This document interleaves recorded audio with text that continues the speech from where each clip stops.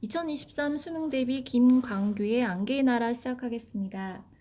이 시는 담담하고 나직한 어조로 소시민적 무력증에 대해 탄식한 작품입니다. 이 시는 안개에 가려져 있는 부조리한 현실 세계를 풍자하고 있는데, 여기서 안개는 일상적 관습이나 부정적인 시대 상황을 상징하고 있습니다.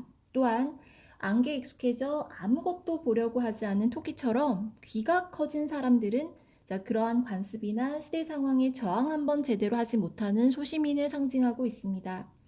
안개의 나라는 부조리한 현실 세계 자체를 풍자하고 있고요. 우리가 살고 있는 일상적 관습이라든가 시대적 상황, 4.19, 5.18 등을 나타내고 있습니다. 전체적인 주제는 사람들의 의식을 마비시키는 정치적 현상에 대한 풍자라고 생각을 하시면 되고요. 그리고 안개라는 사물을 통해서 정치적 현실을 비판하다 보니 우의적인 성격 역시 가지고 있습니다. 특정 시어가 반복이 됩니다. 마찬가지로 유사한 식구 역시 반복이 되면서 주제로 귀결이 되겠습니다. 본문 시작하겠습니다. 언제나 안개가 짙은 안개의 나라에는 아무 일도 일어나지 않는다. 발생한 일들이 안개로 덮여있기 때문에 아무 일도 일어나지 않은 것처럼 보일 뿐 실제로 이 구절은 반어적인 표현이 되겠습니다. 진실이 은폐되고 비판력을 마비시키는 공간이나 상황으로 안개의 나라를 설정해 두었고요. 그리고 안개의 나라는 항상 사실과 진실을 은폐하거나 왜곡합니다. 그러다 보니 정체된 현실이 이어질 수밖에 없다라는 것, 그리고 미래에 대한 희망이 없다라는 것 확인하시면 되겠습니다.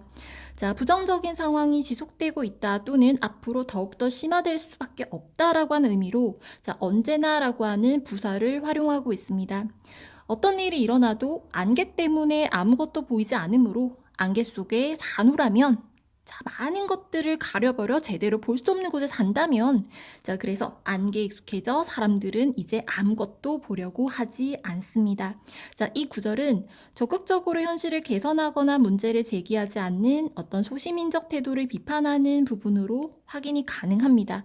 먹고 사는 것에 급급하다 보니 현실에 안주하려는 소극적이고 무기력한 삶의 태도를 확인할 수 있고요. 그리고 관습에 젖어 분별력과 비판력이 상실되어 소시민으로 길들여질 수밖에 없었다는 것. 그리고 이런 안개의 나라에서는 결국 보려고 하지 말고 들어야 한다라는 내용. 안개 때문에 보이지 않으므로 들어야 살 수 있습니다. 부정적 현실에 대한 사람들의 차선적인 대응이라고 생각을 하시면 되겠습니다. 듣는 행위는 시야가 차단당했기 때문에 살기 위한 자선책으로 소리에 의존해야 한다라는 것을 의미하고, 결국 보는 행위가 적극적인 행위라면 듣는 행위는 수동적 행위. 따라서 듣는 행위는 살기 위해 현실에 수동적으로 순응해야 한다라는 의미로도 해석이 가능합니다. 그리고 사람들은 그러다 보니 귀가 자꾸 커질 수밖에 없죠. 살기 위해서는 귀가 커질 수밖에 없음. 다시 말해 생존을 위한 하나의 방편이다라는 소리. 그리고 이렇게 듣기 위해 비정상적으로 커진 귀는 결국 안개의 귀이기 때문에 잘 들리지 않습니다. 결국 하얀 안개의 귀를 가졌지만 토끼처럼 순응하면서 살 수밖에 없다라는 그런 의미. 토끼 같은 사람들은 순응하면서 사는 사람들을 의미합니다.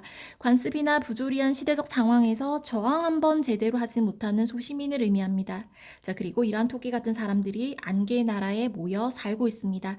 안개의 나라에 사는 토끼 같은 사람들에 대한 탄식으로 이 시는 마무리가 됩니다. 특징은 안개라는 자연 현상을 통해 부정적 사회 현실을 드러내고 있습니다. 그리고 이 시 같은 경우 언론 탄압과 같은 정치적인 억압에 대한 풍자의 시로도 이해할 수 있습니다.